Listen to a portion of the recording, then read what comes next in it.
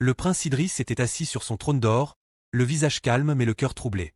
Il avait toujours cru que ses trois épouses l'aimaient, mais une question grandissait dans son esprit depuis des mois. L'aimait-elle pour ce qu'il était ou pour son pouvoir, sa richesse et son statut d'héritier du trône? Il leur avait tout donné, de beaux vêtements d'or, une vie de confort. Pourtant, quelque chose n'allait pas. Chaque fois qu'il regardait dans leurs yeux, il ne voyait pas la chaleur qu'il désirait quand il leur parlait. Leur voix était douce, mais leurs paroles étaient-elles vraies? Ses pensées refusaient de quitter son esprit. Elles lui rendaient difficile de trouver la paix. Il voulait leur faire confiance, mais la confiance n'était pas quelque chose qu'un prince pouvait donner aveuglément. Il avait vu comment la cupidité et l'ambition pouvaient changer les gens. Il avait vu à quelle vitesse le faux amour pouvait se transformer en trahison. Si ces femmes ne l'aimaient pas vraiment, il avait besoin de savoir si elles aimaient seulement ce qu'il pouvait leur donner. Alors, l'amour n'était pas réel du tout. Mais comment pourrait-il trouver la vérité s'il leur demandait directement? Elles ne diraient que ce qu'il voulait entendre. Il avait besoin de voir leur cœur quand elles croyaient qu'il n'était plus là. Alors, une idée commença à se former dans son esprit. Une idée qui mettrait leur amour à l'épreuve d'une manière à laquelle elles ne pouvaient jamais s'attendre. Tard cette nuit-là, quand le palais était silencieux, le prince Idriss appela son serviteur le plus fiable. Le serviteur, un vieil homme qui était avec lui depuis l'enfance, écoutait attentivement tandis que le prince révélait son plan. « Je dois savoir si mes femmes m'aiment vraiment », disait-il d'une voix basse mais ferme. « Demain, je simulerai ma mort. Le royaume sera en deuil et mes femmes croiront que je suis parti. Je me déguiserai en serviteur et je les regarderai de près. Ce n'est qu'alors que je verrai leur véritable nature. » Les yeux du serviteur s'écarquillèrent sous le choc, mais il comprit. Au matin, la nouvelle se répandait dans le palais. Le prince Idriss était mort dans son sommeil. Le royaume était en deuil et les trois épouses étaient vêtues de noir, leurs visages cachés par des voiles. Mais derrière ces voiles, que ressentaient-elles vraiment? Leur cœur se brisait-il de chagrin ou cachait-il autre chose? Au début des funérailles, le prince Idriss, maintenant déguisé en humble employé du palais, se tenait dans l'ombre et regardait le test commencer. Les funérailles étaient grandioses, dignes d'un prince. La cour du palais était remplie de gens vêtus de vêtements de deuil, l'air était lourd de l'odeur de l'encens brûlé et le son des gémissements résonnait à travers les murs du palais. Le roi Idriss, son père, était assis sur son trône avec le chagrin écrit sur son visage. Les serviteurs se déplaçaient en portant des plateaux de nourriture pour les invités, bien que peu aient l'appétit pour manger. Idriss, maintenant déguisé en serviteur, se tenait au bord du rassemblement, son cœur battant alors qu'il regardait ses trois épouses. Sa première femme, Amina, était agenouillée sur le sol près de son cercueil, son corps tremblant de chagrin. Elle ne parlait pas, ne levait pas la tête. Des larmes coulaient abondamment de ses yeux, trempant son voile. Elle refusait la nourriture et l'eau, ignorant les murmures des femmes qui l'entouraient et qui l'exhortaient à prendre soin d'elle-même. Idriss tomba dans la gorge en la regardant. Son chagrin était-il réel ou était-ce seulement pour montrer? Sa deuxième femme, Elima, se tenait à proximité, se tamponnant les yeux avec un linge. Ses sanglots étaient doux, contrôlés, comme s'ils étaient soigneusement mesurés. Elle pleurait juste assez pour être considérée comme une veuve en deuil, mais pas assez pour se perdre dans le chagrin. Idriss remarqua comment elle n'arrêtait pas de jeter un coup d'œil aux anciens du palais, les hommes qui décideraient de ce qui arriverait à sa richesse. Plus tard dans la journée, alors qu'elle pensait que personne ne regardait, elle s'échappa de la foule et appela son frère à une réunion secrète. Le prince est parti, chuchota-t-elle. Les anciens décideront bientôt de ce qui arrivera à sa fortune. Nous devons agir rapidement. Idriss serra les poings en écoutant depuis l'ombre. Son cœur s'alourdit, mais il n'avait pas fini de regarder. Sa troisième femme était différente des autres. Elle portait du noir et un sac avec elle. Il y avait quelque chose d'étrange en elle. Elle n'était pas aussi triste qu'Amina, ni aussi calculatrice que Elima. Au lieu de cela, elle semblait impatiente. Plus tard dans la nuit, elle envoya un message à un noble, l'un des cousins éloignés d'Idriss. « Nous devons nous rencontrer », écrivit-elle. Il n'y a aucune raison d'attendre. Les mains d'Idriss tremblèrent en lisant le message. Son cœur avait eu raison de douter. La vérité commençait à se révéler. Le palais était plus calme après les funérailles, mais la tristesse n'emplissait pas tous les coins. Le prince Idriss, toujours déguisé en serviteur, se déplaçait à travers les salles, inaperçu, écoutant, observant, apprenant. Amina restait dans ses chambres, refusant de parler à qui que ce soit. Elle passait ses journées assise en silence, les yeux gonflés de larmes. Elle ne demandait ni la richesse ni l'avenir. Elle ne faisait que pleurer Idriss. Son cœur lui faisait mal chaque fois qu'il la voyait, mais il se rappelait que l'épreuve n'était pas encore terminée. Elima, par contre, avait complètement changé. Ses vêtements de deuil étaient toujours en place, mais ses actions n'étaient pas à la hauteur d'eux. Elle traversait le palais avec détermination, parlant à voix basse aux anciens et aux nobles. Un soir, Idriss la suivit dans une chambre privée où elle rencontra son frère. Les deux s'assirent près, leur voix basse mais pressante. « Le roi est vieux », murmura Elima. « Bientôt, il nommera un nouvel héritier.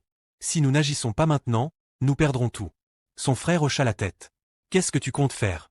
demanda-t-il. Elima se pencha, ses yeux brillants. Je vais convaincre les anciens que je devrais gérer la fortune du prince. Une fois que c'est fait, nous pouvons prendre ce que nous voulons. La poitrine d'Idriss se serra. Ce n'était pas une veuve affligée, c'était une femme qui voyait sa mort comme une opportunité. Pendant ce temps, Sod avait ses propres plans. Elle ne faisait plus semblant d'avoir le cœur brisé. Au lieu de cela, elle se préparait à une nouvelle vie. Tard dans la nuit, Idriss la regarda quitter sa chambre et se diriger vers les portes du palais où un noble l'attendait. Il était grand et vêtu de belles robes, le visage plein de confiance. « Il est trop tôt » murmura-t-il en s'approchant. « Les gens parleront. » Sod rit doucement, plaçant une main sur son bras. « Les gens parlent de tout » dit-elle. « Pourquoi devrions-nous attendre ?» Idriss est parti. « Il n'y a aucune raison pour moi d'être seul. » Le noble hésita, mais les yeux de Sod brillaient d'ambition. « Si nous nous marions, continua-t-elle, j'aurai toujours une place dans le palais. Ensemble, nous pouvons revendiquer ce qui nous revient de droit. » Idriss sentit son estomac se retourner. Quelques jours seulement après sa mort supposée, une femme complotait pour voler sa fortune et une autre était impatiente de le remplacer. Il serra les poings, se forçant à rester caché. Le test n'était pas encore terminé. Il avait besoin de voir jusqu'où elles iraient, et surtout, il avait besoin de voir si le chagrin d'Amina était réel. Les jours passèrent et le palais se mit lentement à revenir à la normale, mais le prince Idriss voyait tout différemment. Maintenant, il avait découvert la vérité sur Elima et Sod, mais il n'avait pas encore fini. Il avait besoin de voir ce qu'elles allaient faire ensuite. Il continua son déguisement, se fondant dans les autres serviteurs, écoutant en secret. Un après-midi, il suivit Elima à nouveau.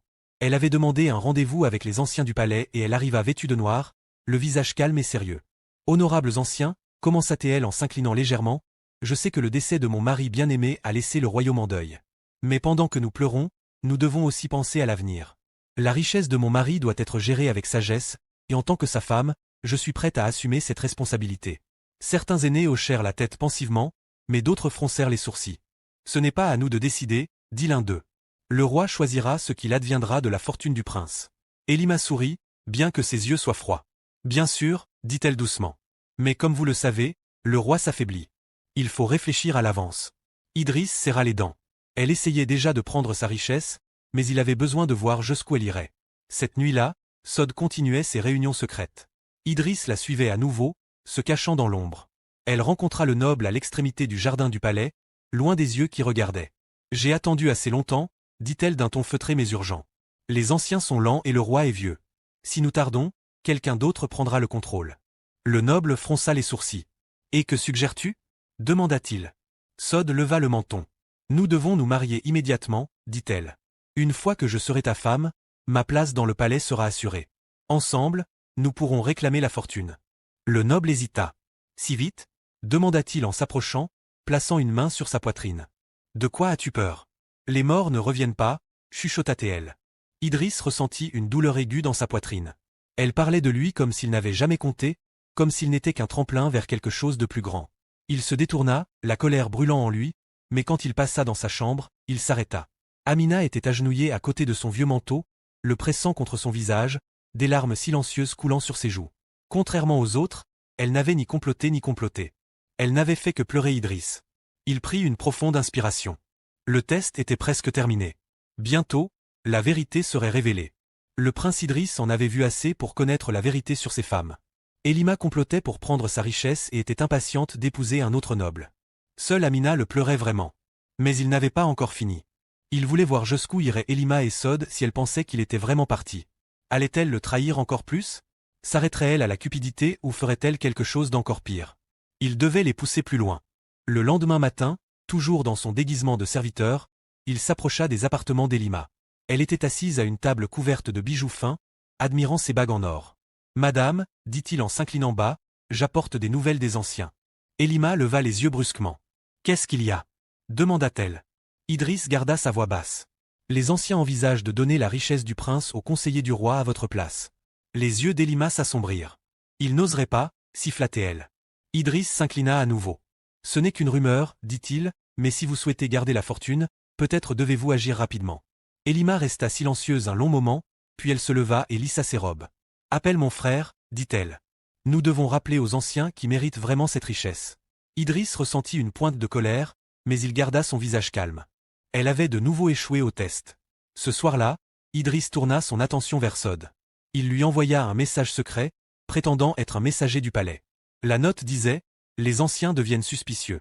Si vous souhaitez assurer votre avenir, vous devez épouser le noble dans les 3 jours. Il regarda de loin pendant qu'elle le lisait, son visage se brisant en un sourire sournois. 3 jours, c'est trop long, murmura-t-elle pour elle-même. Cette nuit-là, elle quitta de nouveau le palais, rencontrant le noble dans le jardin. Nous devons nous marier tout de suite, insista-t-elle, avant que le roi ne prenne une décision. Le noble hésita. Les gens pourraient parler, dit-il. Elle rit doucement. Qu'est-ce qui compte, c'est le pouvoir, répondit-elle. Idriss serra les poings. Non seulement elle était passée à autre chose, mais elle se dépêchait d'effacer sa mémoire. Il en avait assez vu. Le lendemain, il regardait Amina. Elle refusait toujours la nourriture, restait toujours dans sa chambre, pleurait toujours pour lui. Elle seule était restée fidèle. Idriss savait ce qu'il devait faire. Il était temps de révéler la vérité. Le palais bourdonnait de chuchotements silencieux.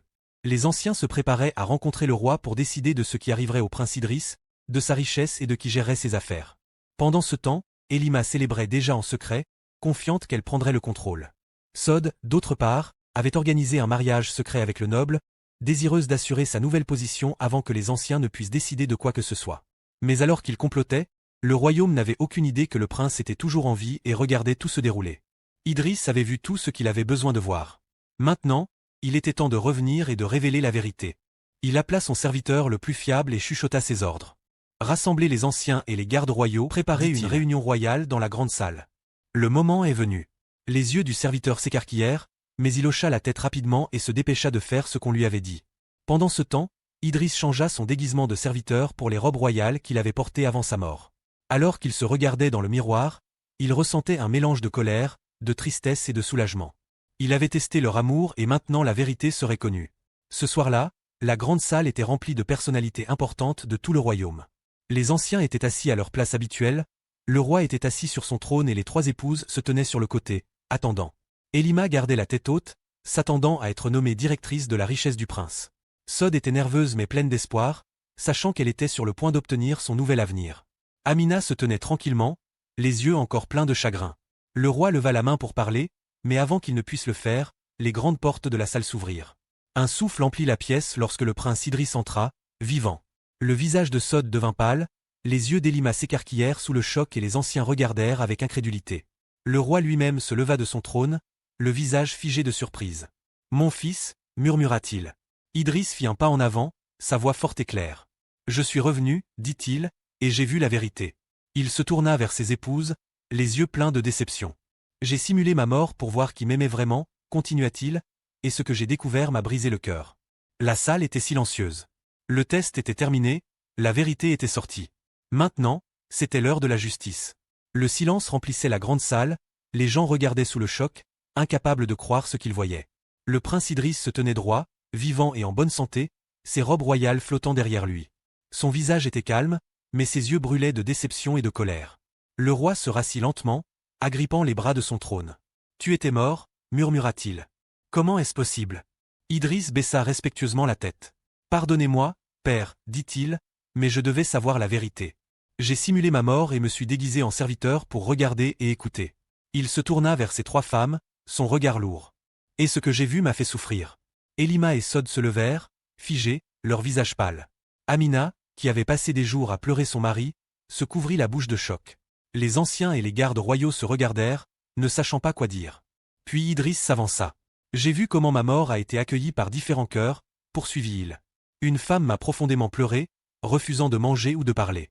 Une femme a vu ma mort comme une occasion de voler ma richesse, et une autre n'a pas perdu de temps à chercher un autre homme pour prendre ma place. » Un murmure s'éleva dans la salle alors que les gens se retournaient pour regarder Elima et Sod. Les mains d'Elima tremblaient, mais elle maîtrisa rapidement sa peur avec un sourire forcé. « Mon prince, dit-elle doucement, tout cela est un malentendu. Nous essayons seulement de protéger votre richesse pour la garder en sécurité. » Idriss plissa les yeux. « En complotant avec votre frère à huis clos, Elima ?»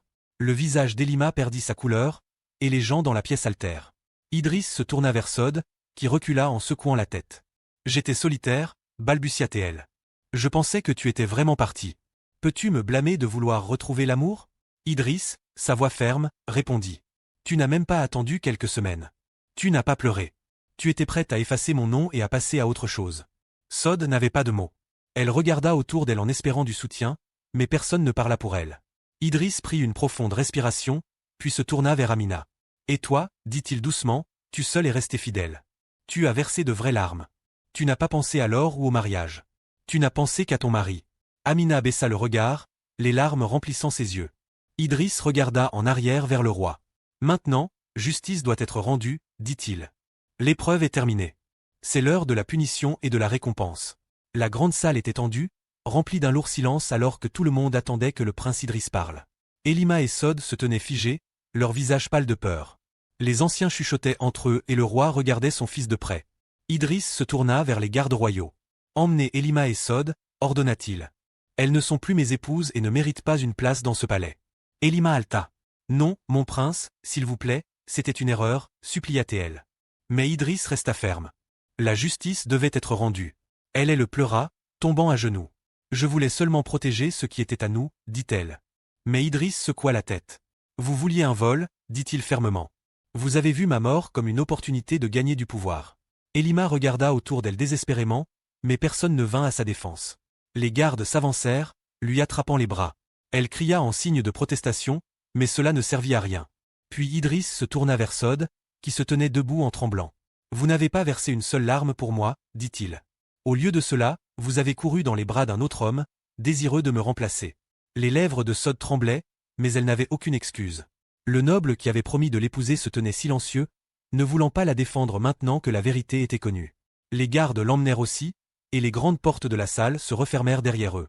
Leur cupidité avait conduit à leur chute. Idriss prit une profonde inspiration et se tourna vers Amina. Elle se tenait tranquillement, les yeux toujours remplis de chagrin et d'incrédulité. Il s'approcha. Vous seul, vous étiez loyal, dit-il doucement. Vous ne m'aimiez pas pour ma richesse, mais pour ce que je suis. Amina secoua la tête. Je ne t'ai pas aimé pour une récompense, mon prince, chuchota-t-elle. Je t'aimais parce que mon cœur t'appartenait. Idriss sentit sa poitrine se serrer. Il avait testé son amour et elle avait réussi, mais avait-il brisé sa confiance dans le processus? Il lui prit doucement la main.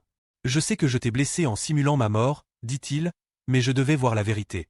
Et maintenant, je souhaite t'honorer comme ma seule vraie épouse. Les anciens hochèrent la tête en signe d'approbation et le roi sourit avec fierté. Les gens dans la salle applaudirent et acclamèrent, heureux que la justice ait été rendue. Mais quand Idriss regarda dans les yeux d'Amina, il vit une hésitation. « Pouvez-vous me pardonner » demanda-t-il. Amina resta silencieuse pendant un moment.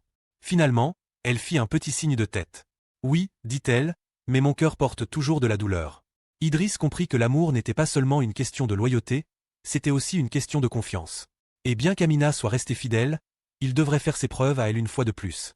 Les jours passèrent et le palais revint à son ordre habituel, mais le prince Idriss savait que quelque chose avait changé. La trahison de Elima et Sod avait laissé une cicatrice sur son cœur. Mais ce qui le blessait le plus, c'était la tristesse qu'il voyait dans les yeux d'Amina. Elle était restée fidèle, elle l'avait pleuré de tout son cœur, et pourtant elle était toujours distante. Elle ne souriait plus comme autrefois, ni ne le regardait avec la même chaleur. Bien qu'elle ait accepté de rester à ses côtés, il pouvait sentir le poids de sa tromperie entre eux. Un soir, alors qu'ils étaient assis ensemble dans le calme des jardins du palais, il tendit la main à Amina. « Je sais que je t'ai blessé, dit-il doucement. Je le vois dans tes yeux et ça me fait mal. » Amina baissa les yeux, ses doigts tremblant légèrement. « Tu as testé mon amour, chuchota-t-elle. Tu m'as fait croire que je t'avais perdu pour toujours. Sais-tu comment cela m'a fait ressentir ?» Idriss déglutit difficilement. « Je le sais, admit-il, et je regrette la douleur que je t'ai causée. Mais je devais savoir la vérité. » Amina soupira. « Et maintenant que tu la connais, que vas-tu en faire ?» Idriss réfléchit pendant un long moment. « Je passerai le reste de mes jours à te prouver mon amour, dit-il enfin. Non pas par la richesse, ni par le pouvoir, mais par mes actions. Je serai le mari que tu mérites. » Amina le regarda enfin, les yeux remplis d'émotion. « L'amour n'est pas un jeu, Idriss, dit-elle doucement. Ce n'est pas quelque chose à tester comme de l'or dans le feu.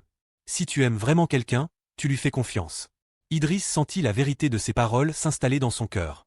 Il avait testé son amour, mais ce faisant, il avait aussi brisé sa confiance. Maintenant, il devait la reconstruire. Cette nuit-là, il se promit à lui-même qu'il ne laisserait plus jamais tomber Amina.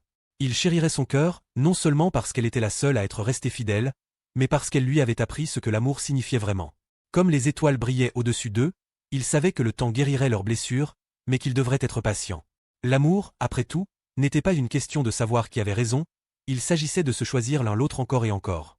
Au fur et à mesure que le temps passait, le royaume oubliait lentement le scandale de Elima et Sod. Elles avaient été renvoyées du palais pour ne jamais revenir, et leur cupidité était devenue une leçon racontée dans des murmures à travers le pays. Mais à l'intérieur du palais, le prince Idriss travaillait dur pour réparer ce qui avait été brisé. Il ne cherchait plus à tester l'amour, il cherchait à le nourrir. Amina, bien que toujours blessée, vit le changement en lui. Il n'était plus le même homme qui doutait de son cœur. Il montrait son amour non pas avec des cadeaux, mais avec de la gentillesse, de la patience et du respect. Il écoutait quand elle parlait, se tenait à ses côtés en toutes choses, et lentement, son cœur commença à guérir. Un soir, alors qu'il traversait les jardins du palais, Amina sourit enfin. « Tu as changé, Idriss » dit-elle doucement. Il la regarda, l'espoir vacillant dans ses yeux. « Parce que j'ai appris, » admit-il. « Je pensais que l'amour était quelque chose à tester, mais maintenant je sais que c'est quelque chose à chérir. » Amina prit sa main pour la première fois depuis longtemps, et dans ce simple geste, il sut qu'elle lui avait pardonné. Les années qui suivirent furent remplies de paix et de compréhension. Idriss et Amina gouvernèrent le royaume ensemble, non seulement en tant que mari et femme, mais en tant que véritables partenaires. Leur amour n'était pas construit sur la richesse, ni quelque chose qui devait être prouvé. Il était construit sur la confiance, le respect et un dévouement inébranlable. Les habitants du pays parlaient de leur sagesse et de leur équité, et leur histoire devint une leçon pour les générations à venir. L'amour n'est pas une épreuve. Le véritable amour est prouvé non pas par des ruses, mais par le temps, par la loyauté, et par deux cœurs qui se choisissent l'un l'autre, même dans les moments les plus sombres. Et ainsi, le prince Idriss, qui avait autrefois douté de l'amour, devint un roi qui comprit son vrai sens. Amina, la femme qui était restée fidèle, devint la reine qui lui apprit que l'amour n'est pas seulement une question de loyauté, c'est aussi une question de confiance.